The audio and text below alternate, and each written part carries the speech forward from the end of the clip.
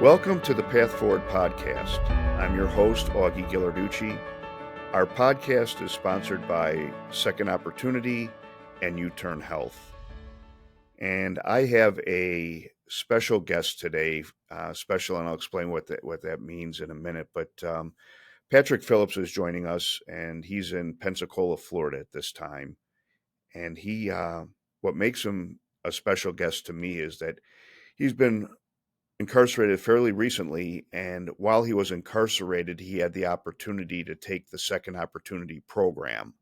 So he went through our courses and has hopefully he's going to reveal that he's used some of what he's learned to help him to move forward and advance in his life. I think he has a terrific story. So, Pat, welcome. Thank you for your time. Thanks for joining us. I know it's your day off of work, and there's probably 100 other things you can be doing, but thank you for joining us today. Thank you for the opportunity. No problem. So I'd like to start out by talking about your background a little bit. And, let's start out when you were a young man or a young boy and where you grew up, type of things you enjoyed doing, if you went to school, played sports, what type of jobs you had. Share with us that sort of information would be great. All right. So I grew up in Putnam, Florida, Palaca, Florida. I was raised by my grandparents. My mom was in and out of my life. She was close, but she was in and out. I had a great life. I went to high school. I graduated. Around 18, I guess, I started using drugs, marijuana. Then my stepdad got sick and of cancer, and that's around the time, I guess, the pill epidemic was going on. So we started stealing his pills, and I started using and dealing and became addicted to a lifestyle that I wasn't ready for. And so when you indicate your mother was in and out, so she was in and out of incarceration? Both. In and out of my life, in and out of incarceration. I mean, she lived close within the town or a town over. But yeah, she was immediately, my name is Patrick William Phillips. My grandparents' names are William Patricia Phillips. So from day of birth, I was raised by my grandparents, and they took responsibilities. So you got into this lifestyle, started out, recreationally with marijuana, and then it became more serious, obviously, and funding or to be able to support your habit led to some criminal behavior, and at some point you were arrested for this. How old were you when it happened the first time? I really didn't get arrested to my first time. I got arrested for 3 counts of trafficking, 3 counts of sales, and the RICO Act for distribution and trafficking in drugs. And how old were you at that time? I just turned 26. Okay, and you were incarcerated? Yes, sir. And where was that at the first time? It was in Putnam County. And then you were in the Putnam County jail fairly recently when you took our program, correct? So, yes, sir, 2 years ago. And how long were you in the jail? I was in there almost 2 years. Were you in the recovery pod? I was, yes, sir. Okay, so I'd like to just take a minute and interject here. We've been in the Putnam County jail we're starting our 3rd year, and we have a couple of things going on there. That first, they've been great for us to work with this Second Opportunity, but they have tablets in there, and we have our content available to the general population through tablets that the individuals can use, and we call it self-paced learning, so they can take our courses using the tablet and the workbooks. But they also have recovery pods in there, one for the males, one for the females, and we have a facilitated program in there where we have a woman from the community.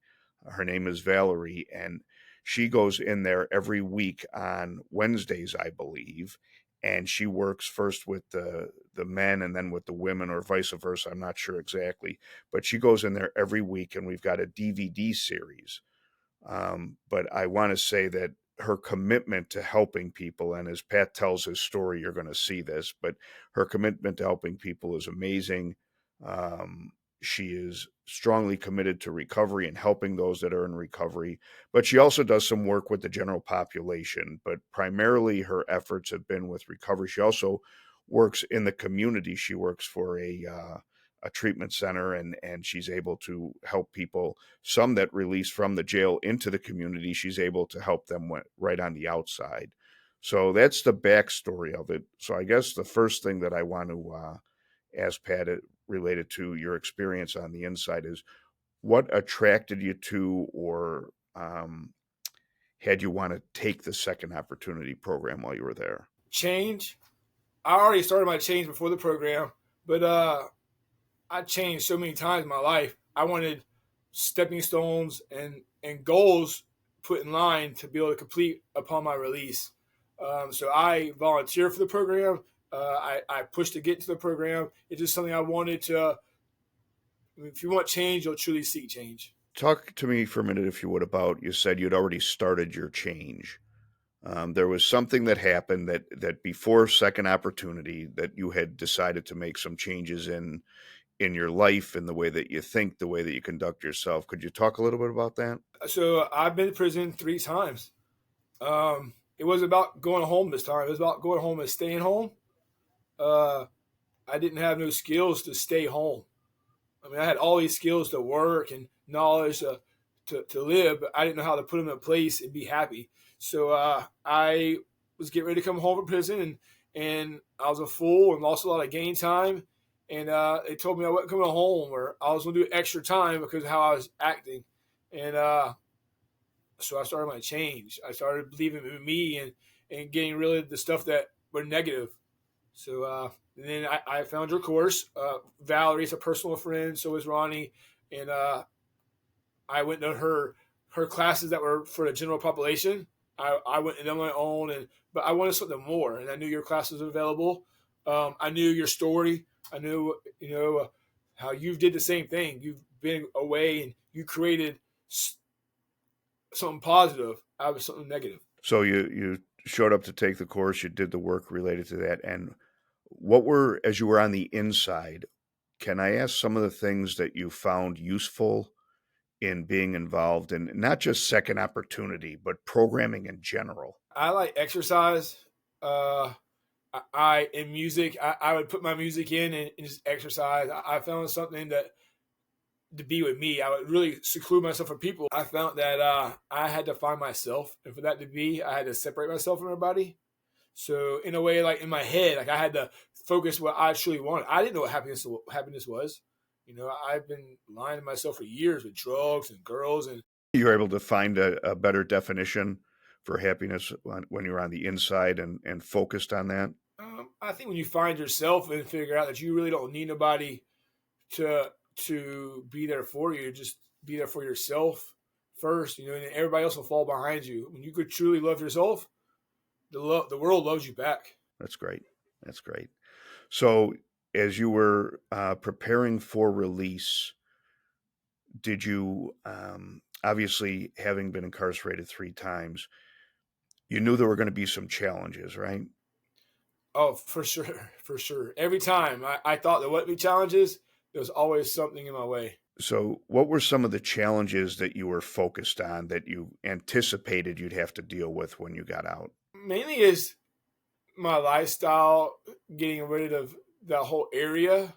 I knew immediately that every time I got out, I always went back to the same place, the same friends, the same job, and and it always gave me the same. So I want to truly change everything, my people, places, and things, and give everything I learned a true shot. So when I did, I had people like Valerie and Ronnie that made stepping stones where I got out. I was immediately put on. Well, actually, it was supposed to be a bus. Valerie lied to me, and told me it was a bus, but really, my mom drove all the way from Pensacola to get me at like 10 o'clock at night because we didn't know I was getting released. You know what I'm saying? Uh, they released me early, so Valerie made sure it was all taken care of, and I came straight out here. And when I got here, I didn't waste no time. I got a job immediately. I enrolled in school immediately. And at that time, I enrolled in school to finish I have my associates in human behavior. Uh, I earned that in prison, but I wanted to continue it and continue to help people, And what's crazy is, your goals obviously change over life because work and everything. So I've always loved to cook. I used to want to be a pastry chef. I almost had my license, but I got arrested when I was 26 for all my charges, and I never finished it. So when I got out this time here, I dedicated myself to work and to my schooling. Did you do both those things at the same time? So yeah, when I first got out, I overloaded myself, and I thought I was doing it to keep myself busy, to keep myself off of drugs and girls and a lifestyle. But really, I was doing it because I wanted something more. You know what I mean, so I finished my first semester and I backed off a little bit of the schooling because I really wanted to go back and finish my chef license or my pastry chef license and go from there. So I've got to pause here for a second to say you hit on so many great things. People, places, and things. That's obviously a critical part, and one of the I think one of the challenges inherent in the system is that people generally release to the same zip code they were arrested in, which means they're going back to the same community surrounded by the same challenges and threats that were there before. So, you know, people, places, and things, you obviously made a decision at some point while you were on the inside that you wanted to go someplace different. And you were able to arrange for that to happen with the help of others, but you were able to arrange so that it's a fresh start at that point, right? It's a completely fresh start. The other thing, we call it in the program, we call it the parallel path, that you got a job because obviously you need to have an income, but at the same time you enrolled in some classes, took some college classes to pursue something that's important to you.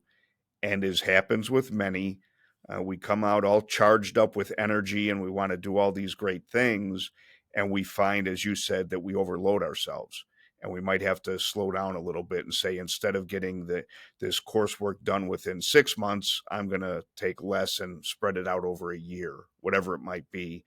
Because we also need to be able to, I think, um, enjoy the freedom, enjoy being able to and just relax a little bit and decompress from the stress and the anxiety that goes along with incarceration.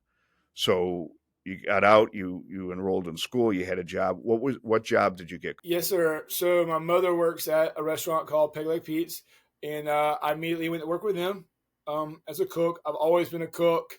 I love it. Um, that's what makes me so good is because I care about food. I care about my mom. My fiance, she works there. Um, I fell in love with my job, because I was devoting myself to it.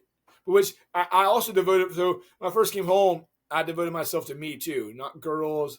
I was single for the first time in my life ever for 9 months, being free, and I waited. I devoted. I did what I said. I stayed to my goals and my boundaries to myself, and I didn't get with no girl. I actually got honored for the one I'm with now. That you know she knew my goals and my boundaries, and this girl smoked cigarettes, and before she even came to me pursuing me, she quit smoking cigarettes, like, cause she knew I'd never smoked cigarettes in my life. It was an honor to me that this girl seen something in me that I've never even seen before, to chase me, where she smoked cigarettes 20 years of her life. She quit cold turkey because she wanted to talk to me, and that honored me to be able where we're at now. That's great. That's really great. Um, you've mentioned a number of times in our little conversation here the thing about goals. So did you, when you were on the inside waiting for the day that you release, did you work on goals on the inside? Were there things that you tried to accomplish while you were on the inside? My main goal was finding myself and what really made me happy, but learning ways to put goals into place. That's where your program came into place. Like, I'm a smart dude. Like, I have very good skills. I'm a brick mason. I can draw. I have my AutoCAD certification. All these things I learned while I was in prison or on the streets or whatever. There's many skills I had that I didn't know that I could use to a positive reinforcement or in a positive way, like words. So that's why when I see your goal, your class is like, shoot, I have all these skills and goals, but how do you use them?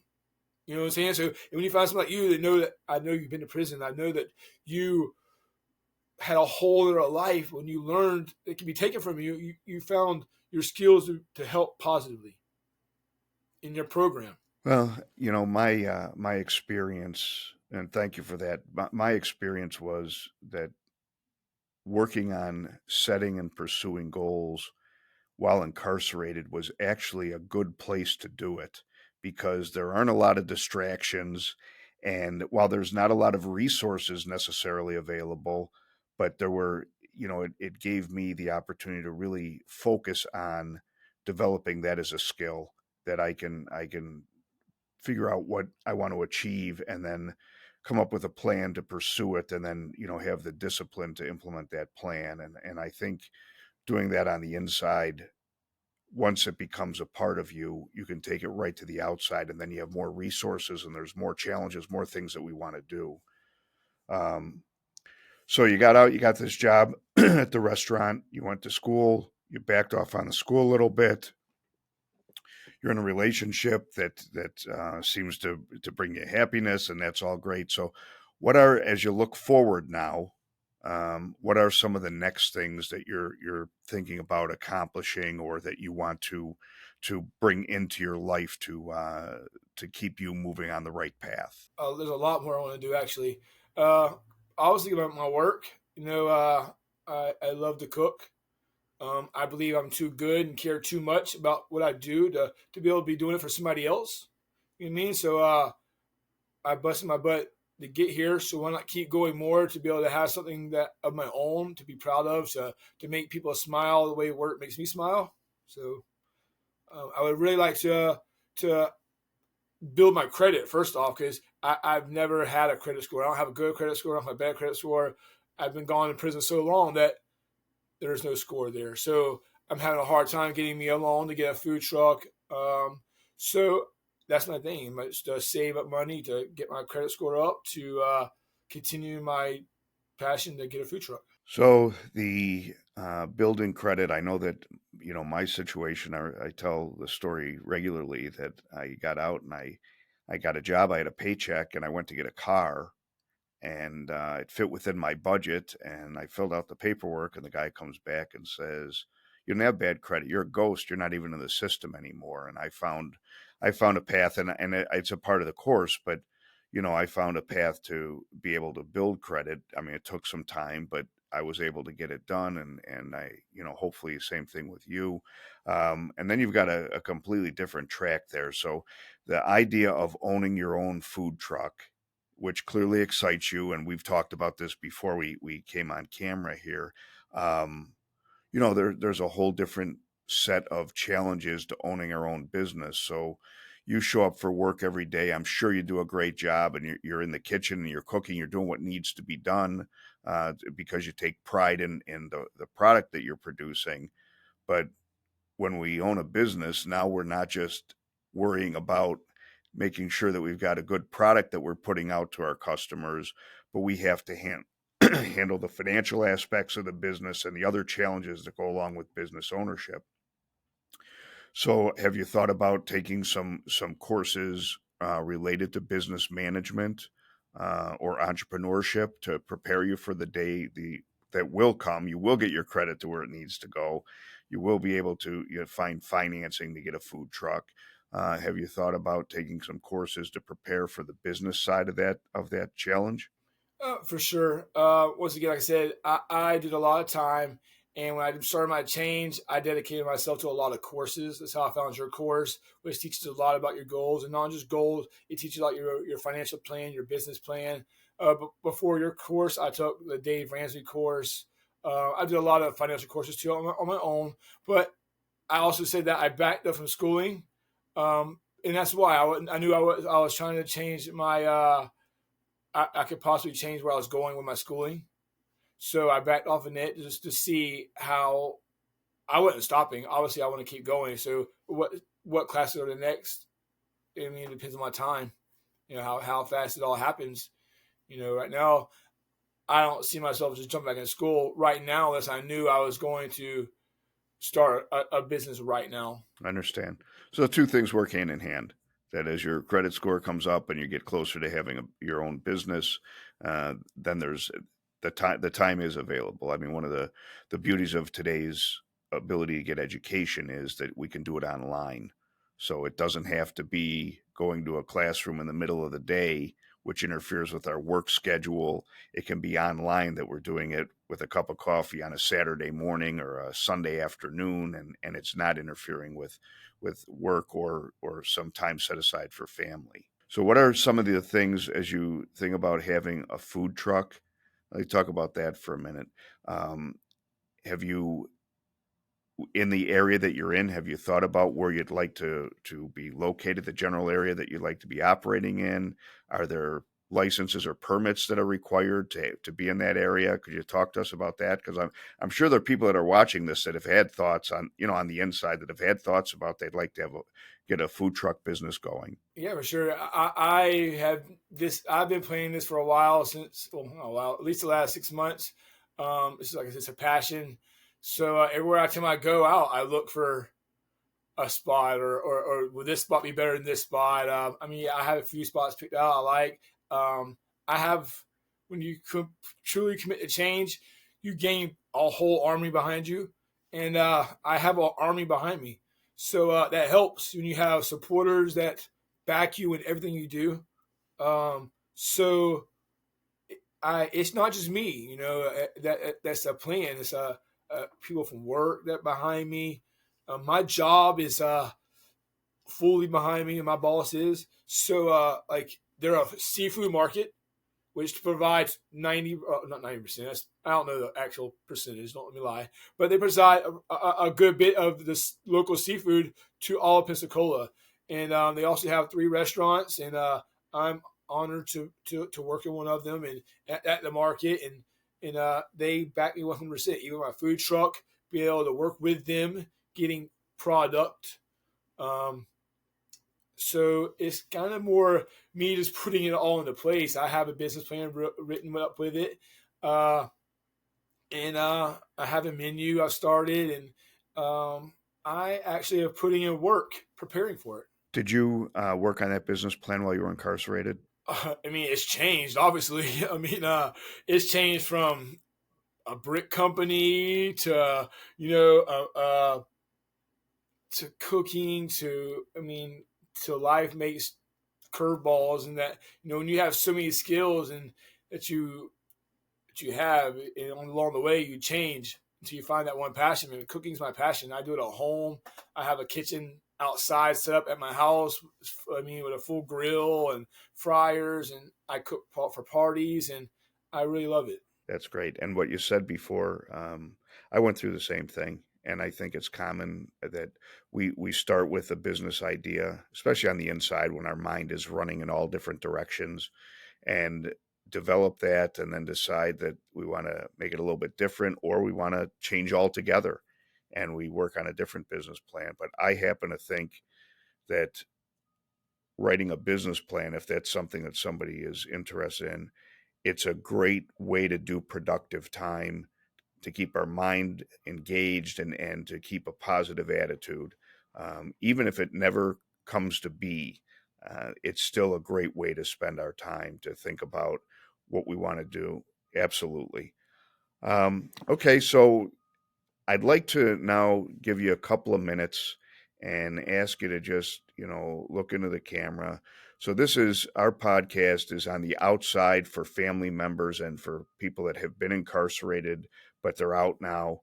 But it's also, and I really focus it on the men and women that are presently incarcerated, whether they're in a county jail or in a prison, whether they're in Florida or all the way out in California. I mean, we're across the country with this podcast. So I'd like you to just take a couple of minutes and talk to the men and women on the inside. Just share your thoughts with them about reentry, preparing for reentry, and how things have happened for you since you've left incarceration. All right, so bear with me because I've become a softie lately. So especially about myself. Um, I love quotes, and it says, "If you don't like it, change it." I didn't like the person I was, inside, outside, so I changed it.